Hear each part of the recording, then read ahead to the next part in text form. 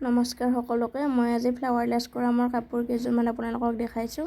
এইযোৰ চাওকচোন কেনেকুৱা লাগিছে। কালাৰটো ভাল লাগে, কিন্তু কেমেৰাটো অকণমান পাতল হৈছে কালাৰটো। এইখন মেখেলাখন, কাপোৰযোৰ বহুত মৰম লগা হৈছে। আৰু এইযোৰ কাপোৰ ইয়াত বেলেগ কৰি দিছোঁ ডিজাইনটো। এইযোৰো বহুত ভাল লগা হৈছে। এইখন মেখেলাখন আৰু এইযোৰ কাপোৰ ইয়াত মাজে মাজে মই ফেব্ৰিক কৰিছোঁ। এইযোৰ কাপোৰটো বহুত মৰম লগা হৈছে, কালাৰটো বহুত ভাল লাগে, কিন্তু মোৰ কেমেৰাত কালাৰটো অলপ বেলেগ হৈ গৈছে।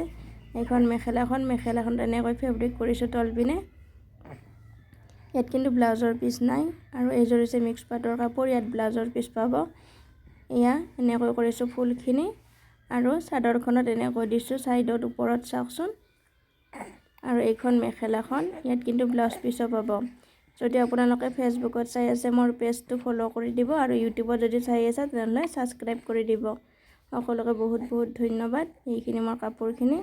যদি ভিডিঅ'টো ভাল পায় লাইক কমেণ্ট এটা কৰি দিব।